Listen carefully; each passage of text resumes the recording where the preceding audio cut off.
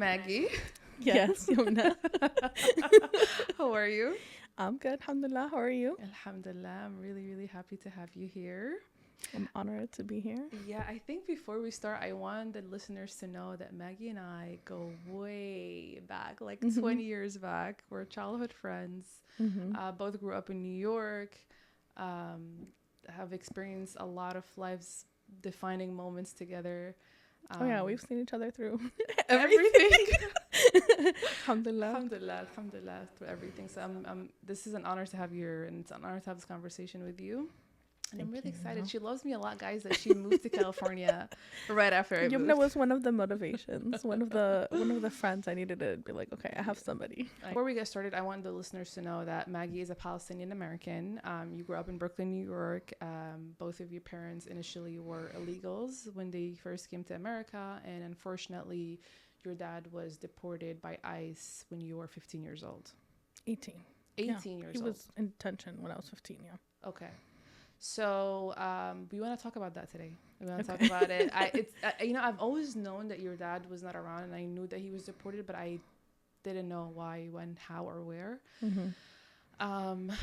So I want you to walk me through this entire situation from the beginning. So your dad, when your parents first moved to America, your mom was pregnant with you. Yeah, my mom was pregnant with me. She was like probably 6 months pregnant. She had my brother who was like 2.5. I want to say she was newly married. She was obviously not newly married, but they had been fairly recently married. My mom is the youngest daughter of 14 kids. They were originally 16. So my mom was one of 14 kids, but she was like the youngest daughter. There were 3 brothers that were younger than her. 2 of them live here in California. And so so they were refugees, Palestinian refugees. This goes back like way farther. But anyway, she married my dad. They were both in the same area. So my mom's family, they were all born in Palestine, or most of them were born in Palestine. My grandparents were born there. They left in 1948 with the Nakba. We used to live in a city called Al-Lid, which is now occupied Palestine in Israel, and came to Amman, Jordan as refugees, thinking obviously they will go back. They did go back after a few years. Came back again in 1967, which was right after my mom was born. And so she was a baby, moved there. My dad's family is the total opposite. So my dad's family had lived in Jordan for a while, at least until, like, I know that my grandfather, I think, was born in Jordan. My dad was definitely born in Jordan. So they had just kind of like moved there as, I have a theory to the story, but it's not for another day. But, they both somehow grew up in the same area, liked each other, got married. My mom grew up, according to her, very spoiled, very like princessy. She was the youngest girl, right? So she got like all these gifts from like her older siblings. A lot of the older siblings were taking care of the younger ones. And she married my dad, who was doing very well off for himself. He was an accountant, worked at a bank, and she was a teacher. And she had my brother. Like, it's like a very cutesy, like, she was very fashionable, like didn't wear hijab at the time. They moved to the US. My dad had been here a few times, and I honestly don't know why they decided to come. I've never asked them specifically. I don't think they've ever given a direct answer, but they came 1990, which was when I was born, March. And my mom was about to have me in a few months. And they didn't speak a lick of English. Didn't have money like that. They didn't have family here. I don't know. They came. And then they came on visitation visas, and then eventually there was the Kuwait War, I believe, and they decided not to go back. At some point, they made a decision, hey, we're going to overstay our visas and not go back. And that got them to be basically undocumented. That included my brother as well. So eventually, my uncle, who lives here, my mom's brother, he did get citizenship, so he was able to help my mom and my brother out, but he couldn't include my dad because of his legal issues, and also because he wasn't like a direct relative. What legal issues? So my dad, I think a lot of immigrants, I learned this as an adult, obviously, but like, immigrants, when they come here, they struggle a lot. They come here thinking like, oh, we're going to be wealthy. The U.S. has money. And they're usually, most of the time, they're pretty well off where they live, honestly, because then they wouldn't be able to afford to come here. But some of them are not. My dad was actually doing really well for where he was. Like, my mom always says when her mother came to see her, she literally cried and was like, I can't believe you left your home in Jordan to come here and live in like a 1-bedroom, like disgusting apartment in New York City, like roaches and rats. And you know how it is. Like, it's very hard. And you know, you have to move around a few times and kind of figure out the lay of the land. Yeah. I think my dad couldn't figure out like where he would, at that point he was undocumented. He was working, he had like different stores. I know at some point when I was like maybe 8 and younger, he had like a grocery store in Sheepshead Bay. Basically, he couldn't figure out how to put money on the table. He had 3 kids. We were 4 total at the end. I think he was just trying to make ends meet. And I realized as an adult, like, immigrants have a very hard time doing this. They don't get accepted. You know, like, if you're undocumented, it's really hard for you to get a license to drive. It's really hard for you to get a stable job, for you to get paid a living wage, for you to even get paid at all. And so he was very much like a business kind of guy. My dad never liked to be like an employee, work for anyone.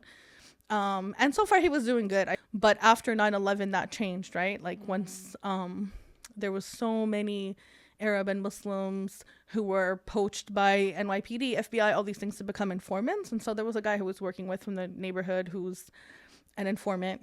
And, you know, they would get paid to like pull people in. So he kind of got him a little bit in trouble. And my dad was serving a sentence for probation. So when I was like, I think I was in 6th grade. I believe I was in 6th grade. I just remember my shoes. The first time my dad ever got arrested that I remember, I was in 6th grade. I came home from school. And I remember I had like worn these like heels that I had just gotten from Jordan. I had gone there for the first time ever. I was 11 and my cousin had them and I wanted them. Anyway, it was like raining or something and I slipped and I fell and I started crying. And then my dad's friend comes to the door like immediately after, like a minute after, and he sees me like crying and he's like, don't worry, your parents are coming home. Like, don't worry about it. Everything's gonna be fine. I'm like, what the heck is this guy talking about? And he's like, I need to take you to our friend's house.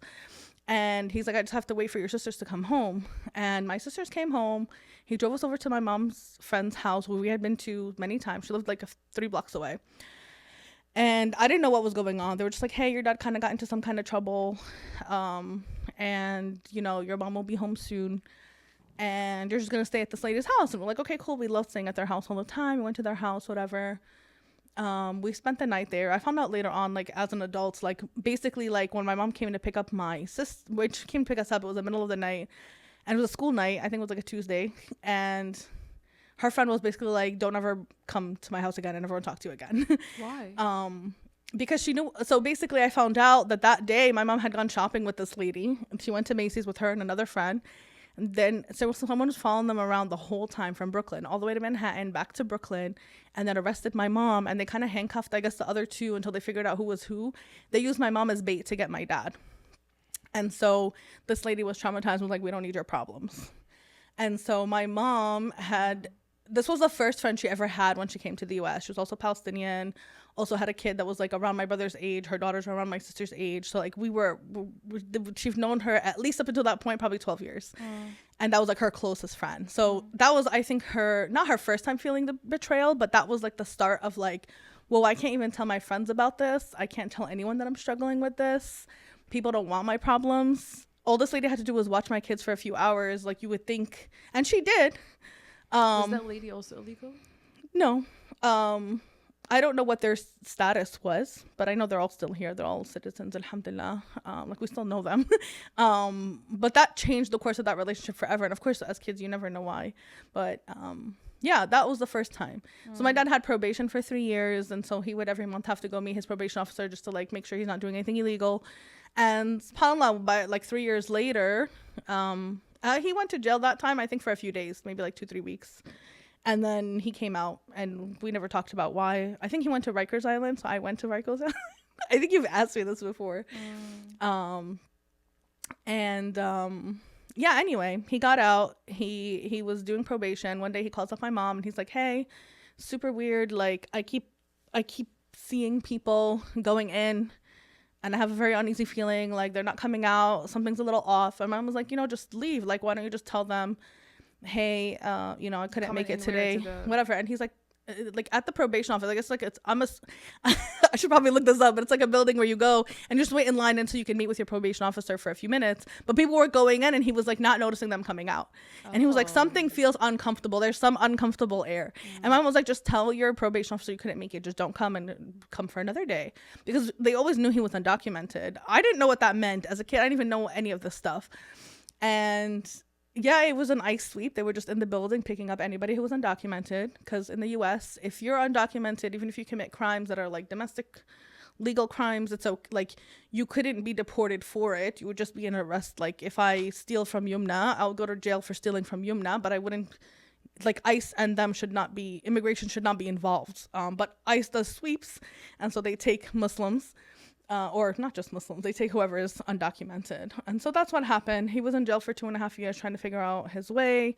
Me and my sisters, so I have 2 sisters who are younger than me, all were citizens who were born here. My brother and my mom eventually, while my dad was in jail, got their green cards through my uncle, because he did papers for his sister, my mom. He sponsored her and her son, because he was underage when he came. He was only 2.5.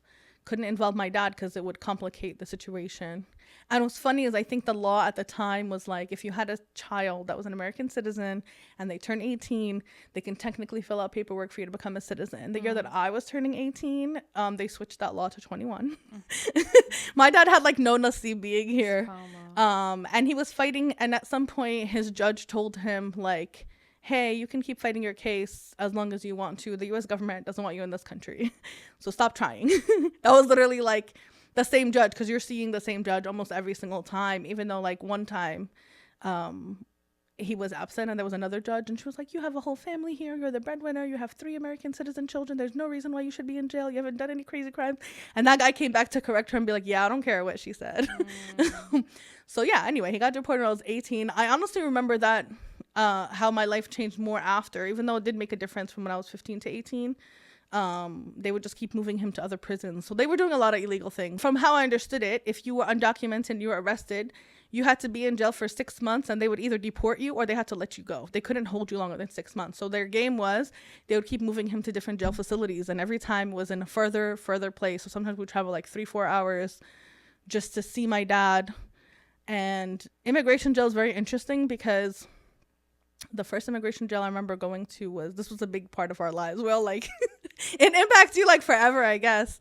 Was in Passaic County Jail. We have a hate for New Jersey in my family that is unreal, but it's because of my dad and like all the jails that he had to go to in New Jersey, because New York jails were filled up, obviously.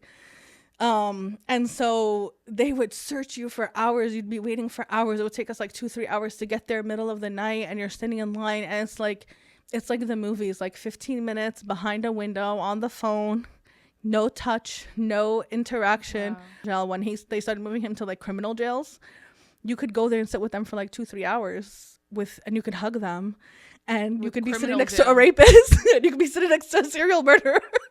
And you have like full access to them, talking to them, hugging them, sitting with them, talking to them. You could buy stuff at the vending machine. And I'm like, the immigrants who've done no crimes other than being undocumented, no crime, behind a window, like as if like, what are they gonna do to me? Like, this guy's a literal convicted murderer.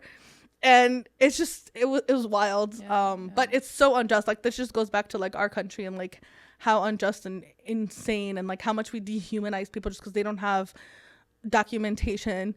And the way that you get to documentation is like, you obviously think if my dad couldn't do it the right way, like he would have done it. Like, obviously he would have. Like, was there a path for him to get legal paperwork? No. So he did what he had to do to feed 4 kids, and he wasn't going to leave us. What was he going to do? Yeah. Wow. Sorry, I know a lot of backstory there. No, the whole story in my head right now. Okay. So you didn't feel the impact of your parents being undocumented at all as a child? Like, there wasn't anything in school, like... None of us felt it. Even my brother, who was undocumented, the first time we ever, like, that conversation ever came up was when he was 18, graduating high school. Always, he was he is, mashallah, very intelligent guy. Top of his class, like really smart kid, got really good grades, like fought really hard. Yeah, mashallah. Like, my brother's very accomplished, mashallah. He's very intelligent. He always has been. Just graduated from Harvard, like he did, like maybe 2-3 years ago. Yeah, he did his master's. But when he was going to college, because he was undocumented, he didn't get financial aid. And to him, his world shattered. It was like, whoa, how do I pay for, like, I fought all this time for what? How am I going to pay for school? And I remember him sitting on our dining table just like crying. My dad was in jail. Like, my brother, like, we still mention it here and there. He was like, the day of my high school graduation was supposed to be the happiest day of my life. We went to visit Baba in jail. And I'm like, yeah, like, that's what we did, to go celebrate with dad, like, which is crazy. It's like all the other kids get to go have dinner or whatever, and it's like you're going to a prison to talk about your dad. So it was very difficult. But up until that time, nobody even knew what that meant. And other for my brother, it was just like, okay, he's not a citizen. So what did he do for college? Did he pay for it? My uncle paid for it. Alhamdulillah. I mean, at that time, I think he also, because he got his green card, my uncle paid for it. Alhamdulillah, my uncle has been like a huge backbone. My mom's brother in our family. Like, without him, I don't know. I mean, he was the one who was helping us when my dad, like, imagine, like, sole breadwinner, housewife, 4 kids, and it's like, oh, now you have nothing. It's like my mom, she speaks English, but it's like a second language. She's never worked in this United States. She's never gotten a job. She also doesn't necessarily have all the full paperwork. She's not a citizen. She has some kind of paperwork. And my uncle was helping her out, paying rent and like all these things, just trying to get us by until she did get a job, alhamdulillah, and eventually became the sole provider. But I mean, he was putting like private school money up for my brother to make sure like he never missed out on anything. Like, my mom always didn't want us to miss out on opportunities. What's your uncle's name? Ma'moon. Shout out to Ma'moon. Shout out to Ma'moon. Mashallah, may Allah bless him. I mean, yeah. So your dad was only ever arrested once, that one time with the entrapment, and then they just kept moving him from one jail to the next, coming up with things? He was arrested when I was 12, the first time. Yeah. When I was 15, he was only arrested because he was visiting his probation officer at ICE. So what ICE does is, like, they'll come to a school, they'll come to a building, a government building, or wherever, or there's a accumulation of potentially undocumented people. This happened a lot during, Trump's time. They would just show up to a restaurant and just arrest whoever is undocumented and start asking for papers. They would show up to school. They would show up to... So that it just was a coincidence. Yeah, so he was in immigration jail at that point. So once ICE catches you, that's it. You can't get out of it. You go into immigration jail. You either are deported or you're, He was only in jail for so long because he was fighting his case. But other than that, they would have just deported him probably. How long was he in jail for? Almost 3 years. Yeah. And then they eventually deported him to Palestine. He self-opted. After that guy, after the judge was like, stop trying, he had the option always to just give up. And he was like, all right, like, it's been 3 years. It's like 8 jails. How are you guys paying for the legal fees? My cousin, my mom's nephew helped out. My uncle helped out. Okay, so it was you guys that were responsible. Obviously, it's not like... Oh, yeah. Yeah. I mean, no, you have to fight your own case. I mean, till now, like, my dad's in Jordan. He's been there how many years?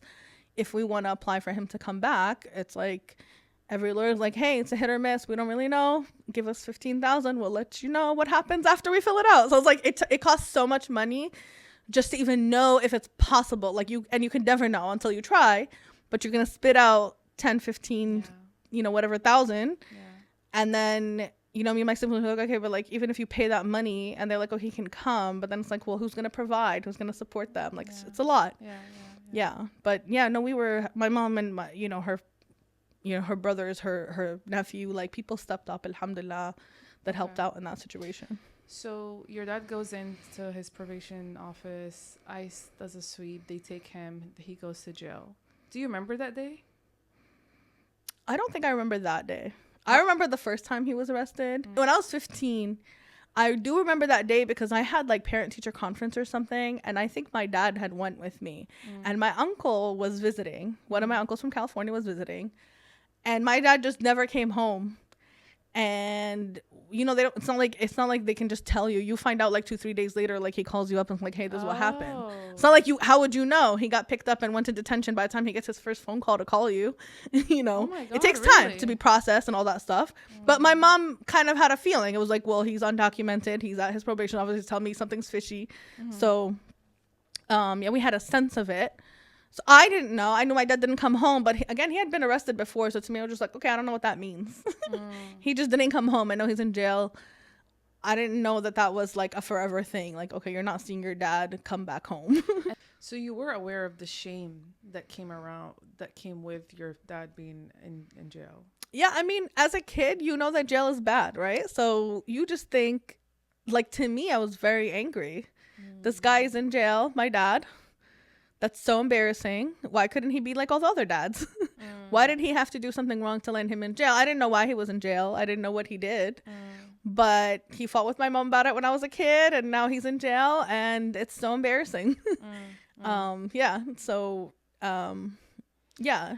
So how did that anger evolve over time?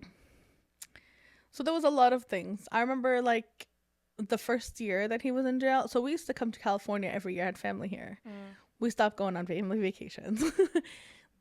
I spent that whole summer just like sitting in front of the TV. We've never stayed all summer just like at home. You know, we always did things. My dad loved to travel, loved to take us places, loved to drive around. You know, one time, the first time we came to California, we drove cross country. So it was like, okay, all those things stopped. My dad was also like the fun parent. Like my mom was always very serious and disciplinary. My dad was the like, let's go to the mall, let's buy whatever you want. Let's go have every Sunday we'd go to a restaurant, Chinese buffet in Bay Ridge or whatever. So all those things stopped.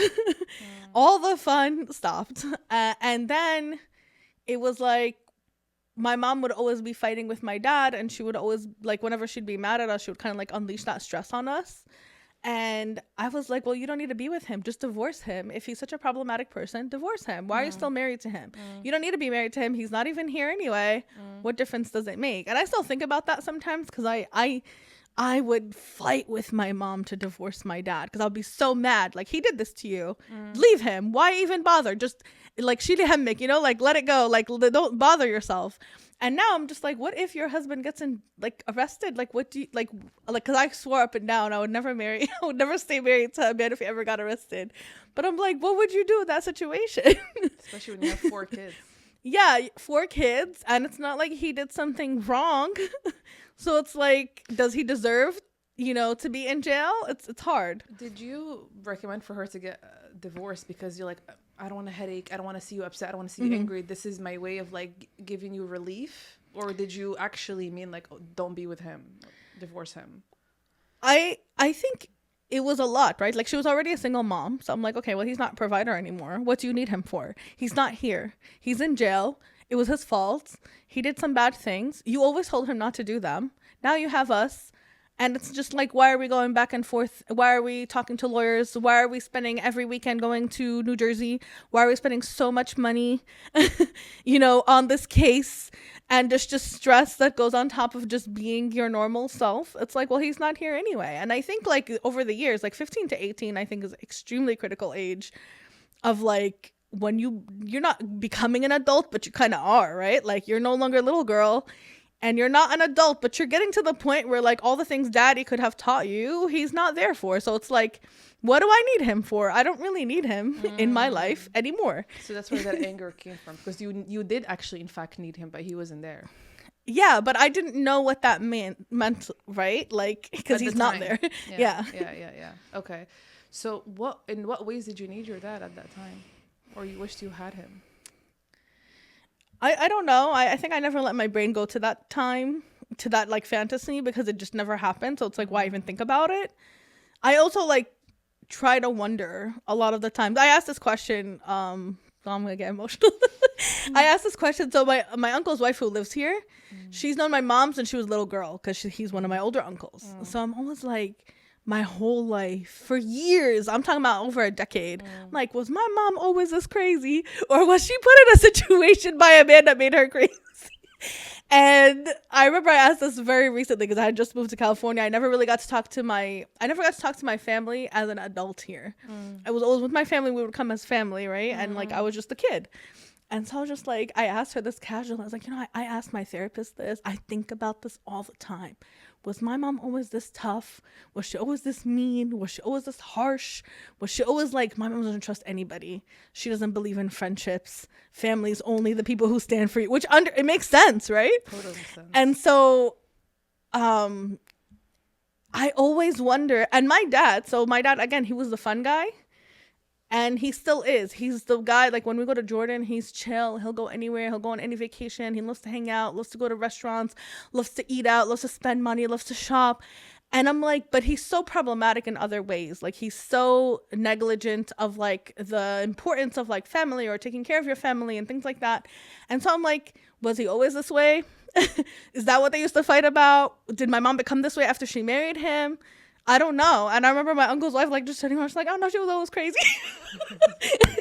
And I like laughed and cried. I'm just like, you just answered like an existential question that I've been wondering for like 15 years. And all that therapy. It's like, my mom, was she always this crazy, or did he make her crazy? So I don't know, but I have a question. Mm-hmm. Why does it matter? Because then you want to think about what kind of dad would he have been had he been here, right? Like, would my mom be a different person if my dad was here? I think so. I think like she felt a huge responsibility with work, and she would be so stressed out because she spoke a different language. She had to take care of her kids, so she had to like make sure to never get fired, right? So she would be at work 7 a.m. She'd leave the house. I'm just like, dude, like work starts at 9 o'clock. She's like, I have to be the first one parked outside. We never understood like why. It was anxiety. It's like, I can't ever, or like if someone caused her a problem at work, like again, we're Americans, we're born here. When like someone acts like a jerk to you, you're just like, screw that person, I don't care, right? But to her, it was like, no, like she thinks it's going to impact her job. So it's a lot more stressful. Her manager having a conversation with her, performance reviews, like those things are like astronomical to her. And she doesn't understand the language that deeply enough. And she was like not so tech savvy. She had to use a computer, but it was like she'd have a hard time. That amount of stress. But like my dad had relieved all those things, right? She wouldn't be provider if my dad was here.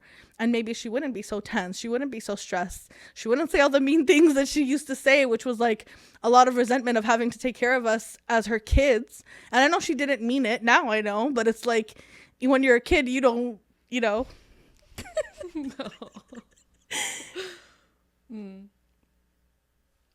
Yeah. Yeah. Okay. Yeah, you don't know these things, right? You don't know why your parent comes home yelling at you, like just pissed at life, and you think like, what did I do wrong? I cleaned the house, I picked up my sister, I did my job, I get good grades.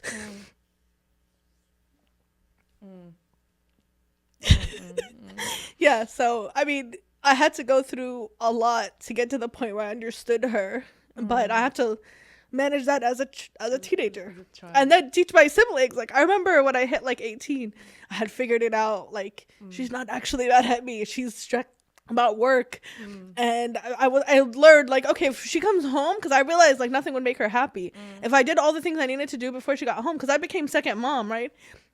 She put my sister in after school program so that I could finish school, come home, clean the house. And my mom was like, she was a housewife. She's obsessed with cleaning the house. Like, dishes have to be done. The beds have to be done. I remember that about your mom. Your mom is a clean freak. I remember. So I would have to come home. I would have to come home, organize, do the beds, make sure that whatever, take out the meat. Those jokes on Instagram, they're like, who forgot to take out the meat from the freezer? Like, that was trauma. It was real trauma. My mom wouldn't be home. She'd be home after like 5:30. So, and then I have to get on a bus, go pick up my little sister from school, and then come back home. And all the parent-teacher conferences, all the whatever is for my siblings, I had to be the person going all the time. My mom would lean a lot on me on it. And, where was I even going? Oh, like at some point I figured out like if I did those things or didn't, it didn't matter. I would get yelled at anyway. Yeah. So I think, and correct me if I'm wrong, the way that I'm understanding this is your resentment for your dad wasn't just because that he left. It was also because he turned your mom into this person. Yeah. It's like, it's almost as if you lost both parents. You lost your dad physically. Yeah, I don't have a mom anymore. Emotionally, because it's like, she just automatically got put into this like responsible mode where I just have to provide. And Aini also for her, like, she's so scared. She's so scared. And it's like, that's why these things matter. That's why the performance review matter, because she doesn't, she feels like she doesn't belong here, and anything she does wrong, Yeah. And like, because I was the oldest daughter, and she had like my little sister's 6 years younger than me. She was 9 when my dad got arrested. So it's like her baby. So to her, it's like, you're not that important. I raised you. Like, I need to focus on this little kid, making sure she gets all the things. And my mom felt like, because I was 15, my other sister was 13, my brother was 18. It was like, you guys, like, I used to, like your childhood, like you guys were taken care of, you guys were spoiled, your dad used to take you out, he used to take you on vacation. She's 9, she didn't get those experiences. And like it's interesting, my mom lost her dad when she was around that age. She was around 9. Her dad passed away Allah yarhamu. And I think she very much sees my little sister in herself. She was the youngest daughter. My sister's the youngest daughter. And she very much sees my little sister as herself. And she was trying to maybe save herself, protect herself. She never wanted my little sister to feel like she couldn't have anything. And that came at her own expense, at her expense of her own dignity, financially. Like, you know, my mom, alhamdulillah, somehow, whenever we asked for anything, like I remember I asked for an iPod, like the touch. It was a lot of money at that. It was like $100-something. We couldn't afford that, but like my mom was like, you know, if you wait like a few weeks, like not this paycheck, maybe next paycheck, I'll figure it out for you. And she got it for me. Like there wasn't anything, alhamdulillah, that I could say my mom didn't get for me. But with my little sister, it was like, I'll get it for you immediately. Like I'll, you know, borrow from your brother, or I'll ask someone or something. And my sister was not appreciative of that. She didn't understand that my mom was making this happen. She was just like, oh, you didn't pay for it. Someone else got it for me. She didn't see why it was such a big deal if all her friends had those things and she couldn't. Why can't I buy Uggs? Why can't I? And we were like buying Payless shoes. And we're like, what do you mean you're buying her Uggs? We can't afford those. She was okay saying no to me and Abby for so much because she knew that we would be patient and wait, and we were older and we would understand. But my little sister, it was like, no. She can't ever feel like she's missing something. So she was playing daddy role. Yeah, I didn't have a mom, I can say, from the time I was 15. You're sick? Great. Make yourself soup. Go to the doctor on your own. Parent-teacher conference? You're the parent. Go talk to her, you know, like, go talk to her teachers and figure out what's going on. My parent-teacher conference? I'm a kid still in high school. I remember my first quarter, I failed 4 classes. I had never failed a class in my life. And anyway, but that was very hard. And it was like, figure it out. You know, I was the first one to apply for financial aid because I was the first. Yeah, you figure it out. Applying to college, you figure it out. Whatever the hell it was, you figure it out. You don't figure out FAFSA, you don't go to college. Nobody's asking. It's okay. It's okay. You didn't edit this part. I will. Anyway, but yeah, it was yeah, I lost 2 parents, and it was anger for him doing that. Like, and anger at her, but it was like you can understand why she was doing what she was doing. I couldn't understand why he did what he did, you know? Not at that time. Not at that time. And I think because also you were younger. I think the older you got, I think even now, even when we talk about our parents now and we talk about our moms, all our talks growing up was about our moms and our parents, but you empathize a lot with them, and of course, just because you understand doesn't make the hurt any less. You know, obviously you still you're emotional about it all these years later. It doesn't mean that you don't empathize with your mom and her situation that she was put in. Bardo, she left her country to come to this country just to lose her husband and put into this role. Like, I cannot. And by the way, growing up, I remember thinking, your mom, this is a tough woman. Like, I used to always see her. She's scary. I'm sorry, but she wouldn't smile too often. And I remember thinking, like, well, I'm scared. And like, now you're telling me this, I have a whole other perspective on your mom. SubhanAllah, I had no idea. I cannot imagine. This is also a woman who didn't have to work. And then also, I can was spoiled her whole life. And then here you come, for having to figure everything out while having to navigate your father not being around, while having to navigate your mom also technically not being around. Yeah. SubhanAllah, how one decision like this impacts not just you, generations. This impacted your dad, your mom, you, your siblings. Maybe also, inshallah, it doesn't go to your kids, but this is inside of you now. You know, this impacts. Well, it impacts my decisions on having my own kids, and relationships, like marrying someone. We just talked about this 3 seconds ago. Like, if someone doesn't have papers or someone has something going on, it's like, you know, trigger immediately. Trigger. It's like, I don't want to deal with it. I don't want to deal with any of it. Did you ever? And I love you, by the way. I love you too.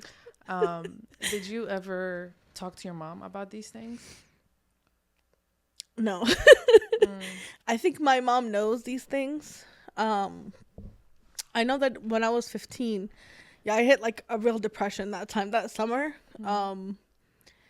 And I would just be in bed like all the time. I'd go to school. I know I was gonna cry. But yeah, I would just spend all my time for years. Like, I would just be in bed. I didn't want to exist. I didn't want to kill myself.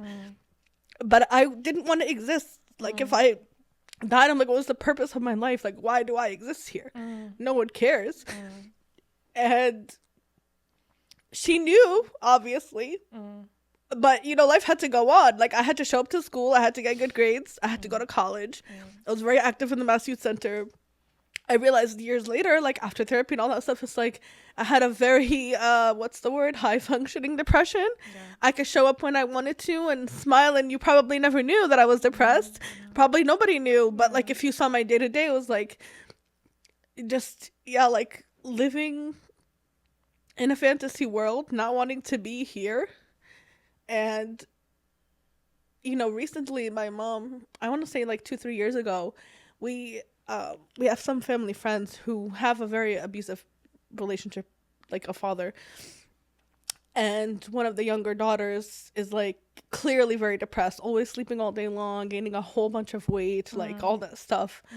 And my mom was like, oh, she reminds me of you when you were younger. And I don't know why that bothered me so much, because I'm like, so you knew. You know, and I don't know if she knew at the time or she knew later. I think my mom reflects on these things, but she's never, like, said those things. Like, she doesn't talk about it. She doesn't talk about how I felt.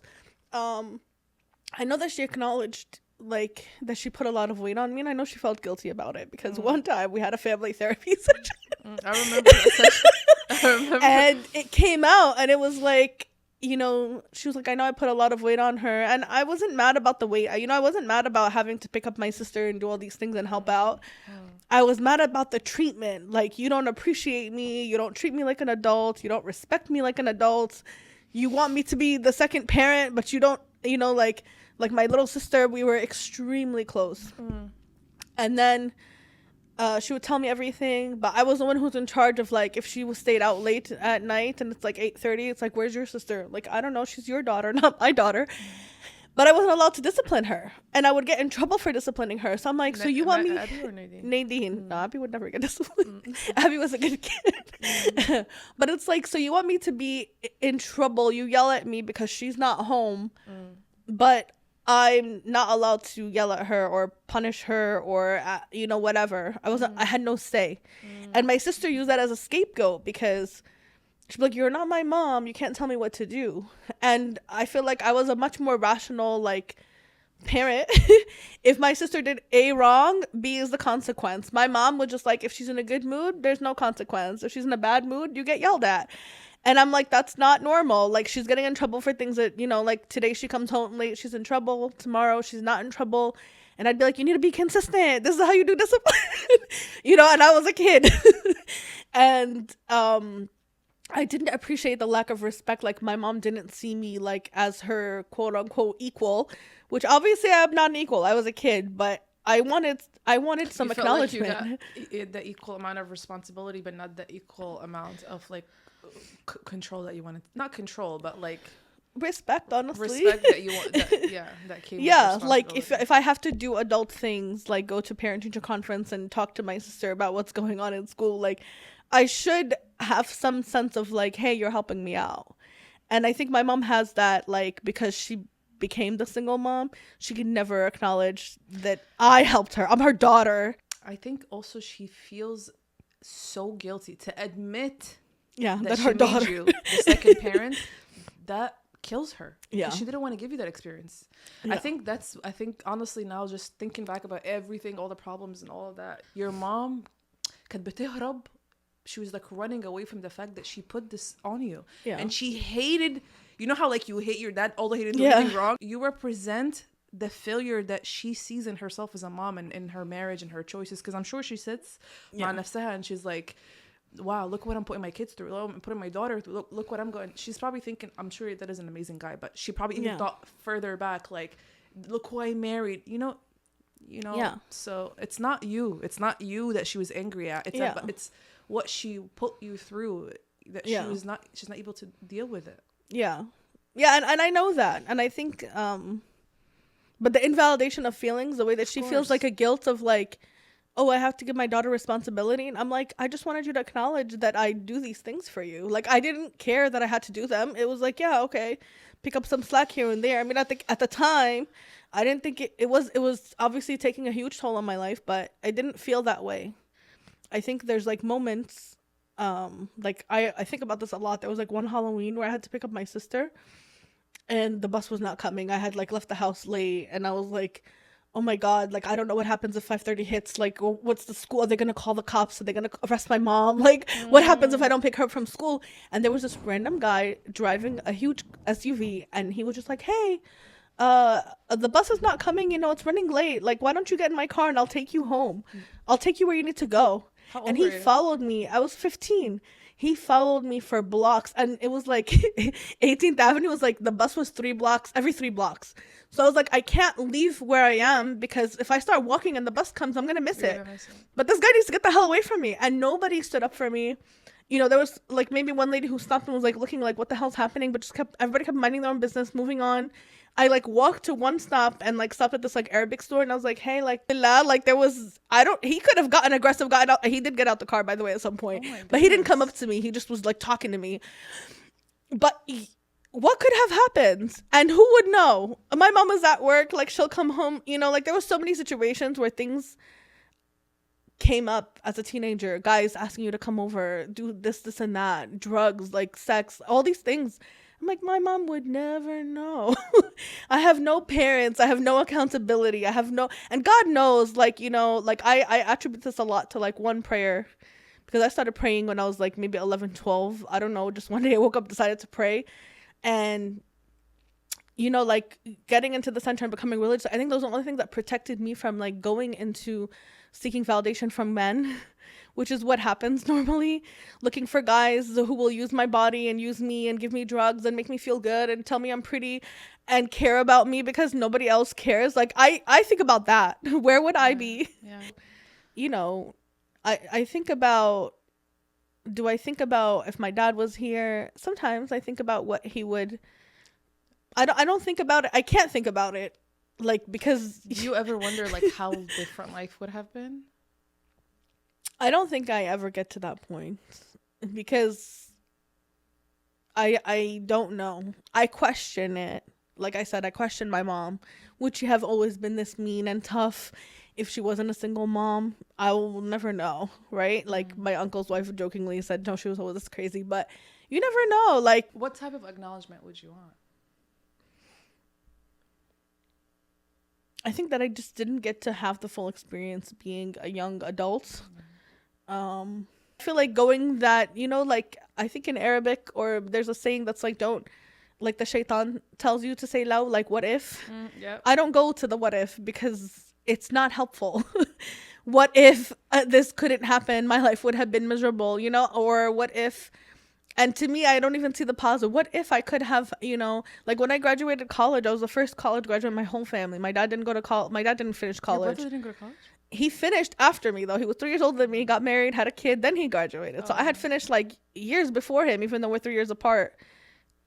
He left college and came back. So I was the first college graduate. I didn't get any acknowledgement. I was like, oh, you think you're special? Like, you know, and it's probably because they all had not finished college that they were just kind of like, you're not that, you know, like trying to like not, but it shouldn't have been that way. It's like, you should have been so proud of me. Like, and I was very proud of me. Like, especially like through all the emotional stuff. Dude, I had my college schedule where I would go home, pick up my sister, come back to school, go home and clean the house in between classes and come back just to like not get yelled at. And my younger sister, Abby, when she got to college, she was like, I'm picking the farthest college away from home so I don't have to deal with that. And I would be like, that's so selfish. Because why am I sacrificing? Like, I think my first 3 years of college, I just went school, home, school, home, school, home, because I had so many home responsibilities. And then by my 4th year was the first year I felt like I was actually in college, like getting to go to, you know, the club events and things like that. And in between that was when we went to Jordan. We moved to Jordan at some point, came back, and then, yeah. So now that you've had, and I know we touched on this a little bit, so now that you've had time to process and see things and go to therapy and kind of, as best as you can, remove yourself and look at things objectively, do you still feel the same resentment for your dad? and for your mom? So my dad, interestingly enough, when I finished college, I started working at the American Association, and we were doing a lot of work on immigration, and we had a lot of press conferences, and they were like, hey, your dad got deported, you're gonna be our spokesperson. And I would do a lot of talks, like a lot of press conferences. Yeah. And that was the first time in my life, actually, like right before I graduated that summer, I double majored in psychology. I took a family psychology class, and I had never acknowledged anything, even with my friends. Like I told you, I never even told my friend that my dad was in jail, so I never talked to anyone. And I think our final assignment was like, write a letter to someone in your family and tell them how you feel. I have no idea where that paper is. I don't even know if I have it. I wrote it and I cried. I sat like that library cafe. Yeah, I wrote it to my dad. I don't know what the hell I wrote with that paper. But that was the first time in my life that I shared a story of like, this is what happened with my dad and this is how I feel about it to my dad. And I was late to that class all the time. It was like an 8 a.m. class. My professor gave me an A, came up to me and was like, oh my God, that was so like heart touching. If you ever need anything, let me know. Like, what are your plans? And I was just kind of like, why is this weird lady trying to be nice to me? I think that was very therapeutic. It was the first time I had ever, like, I remember literally sitting in that library cafe, like crying, like bawling my eyes out while I'm reading this paper. And then I started doing the press conferences, and I would cry every time. But the interesting thing is, it was about immigration reform. And so there were so many people, undocumented kids, parents from different countries, Latin America, from Asia, from everywhere, African countries, everywhere. And they all had this experience where it was like, my dad was a soul, he was selling fruits on the street. He was doing this. I came here because we were escaping war. My parents were refugees. There's so many stories. And I was like, wait, like my dad is just one of these guys. Like he's just swept up with these hundreds of thousands of people. And he didn't do anything wrong. He just didn't have papers. He just didn't have a blue passport. That's all he did wrong. I mean, he came here. He didn't violate any crazy laws. He was he had his kids in school. Like, we've never hurt anybody. We don't steal. We've never done, anything. And we're just trying to live our lives. Like, my dad would have just kept working and taking care of his kids and just enjoying our birthdays and Father's Day, And that's when I started forgiving my dad. Through that experience, that's when I was like, oh, this is a bigger thing. This is not just my dad, right? And up until that point, it was just my dad. It was just my dad did the wrong thing and everybody else's dad was great. But this time it was like, whoa, like our country hates my dad, and that was the first time in my life where I was able to forgive those things. Now, what he did after those things, how that changed him and his responsibility towards us, those things I kind of resent, right? Like, we never went back to being a family. We have never, till this day, since I was 15, ever all been in the same room together. Ever. Really? Yeah, like last year, I think maybe that was why I was so upset about it. When I went to Jordan, it would have been the first time because my brother went and my sisters were there, but they didn't book the same time as me, and so I ended up coming back, and I hated them for it. But that would have been the first time. We have never been all in the same room together again. Wow. But, those things help me understand. Like, even now, the war in Gaza has taught me to understand so much about what it would have been like to be a refugee, a Palestinian refugee like my mom. She always painted this life of like, I was so glamorous. I had everything I wanted. I was a spoiled brat. And it's just like, that's literally impossible. You were 14 kids in a refugee camp. And I say that to her and she's like, we didn't live in a refugee camp. She gets very defensive about it. She doesn't want to acknowledge that she was ever poor. She doesn't want to acknowledge. And I'm like, I know your older siblings. They shared clothes. Like, my uncles will be like, we shared the same pair of pants. Like, if he went to school with pants, I didn't have pants to go to school. We shared the same shoes. And my mom was like, and she was a lot younger. So she was probably more spoiled than them. But there's no way she lived the dream life. But that's her defense. That's her dream. So it helps me understand and have even more empathy. Like, watching people in Gaza and watching them move and leave all their belongings, it's like, yeah, her family left. She was a little girl. They don't know what it means when someone's killing you and your family's running away and your mom is pregnant and your dad dies 2 years later. It's like, what? Her mom was a single mom, So those things help me. Like, life, being an adult, it's very easy to separate yourself and being like, okay, it's not all about me. When you're a kid, it's hard. Now that you've moved on and you've grown, and obviously we all still have room for growth, but you're Maggie now is not the 15-year-old Maggie that was depressed, alhamdulillah. Right. Alhamdulillah. So what message do you have for that 15-year-old Maggie?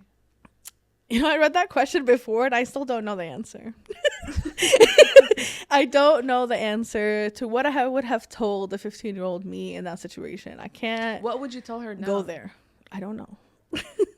I don't know. I don't know what you could tell someone in that situation. It gets better. Like, I don't know.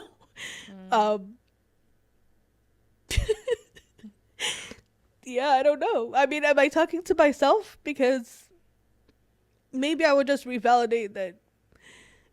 Oof. Like, what I was doing for my family was something that needed to be acknowledged. Like, hey, this is hard.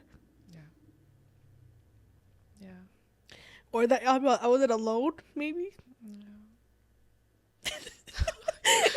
I love you so I felt very alone. I couldn't talk to anyone about it. I never talked to not my family, not my mom, right? Like, you imagine, like in the movies, dad gets arrested. You could tell your mom understands. Her kid doesn't have a dad. Like, we never had those conversations. She didn't have her husband. She didn't have time to worry about her kid's feelings. And she wasn't equipped.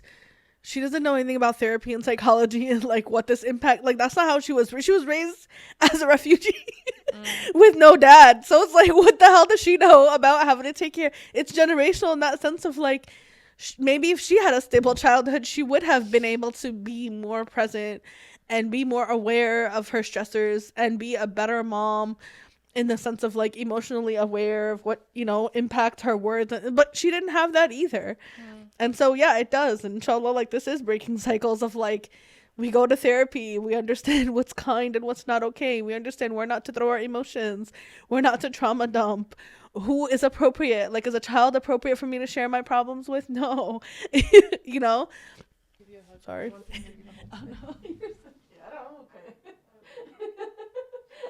If you could have one honest conversation with your dad. If I could have one on, okay. One honest conversation. No, hold nothing back. No holds barred. What would you say to him? I think I would ask him about his time in jail. And I would ask him how that felt. Like, what was his daily thoughts? I'm taking a counseling class right now. And it's like how to be a chaplain. And they talk about like incarcerated beings. And they did like I missed a lot of the beginning of the class, but they did like a fake session between someone who's in jail, incarcerated, and, you know, the therapist or whoever the counselor was. And they were just like, there's a lot of like loss of hope. They don't feel like they have any hope. And it's like every day is the same day. They wake up in a jail cell. They sleep in a jail cell. It's not happy. And it's like, I lived 3 years outside of jail, right? So like, I didn't have a dad, but I had like life happening, and he didn't. And he missed so many things. So like, maybe we resent him.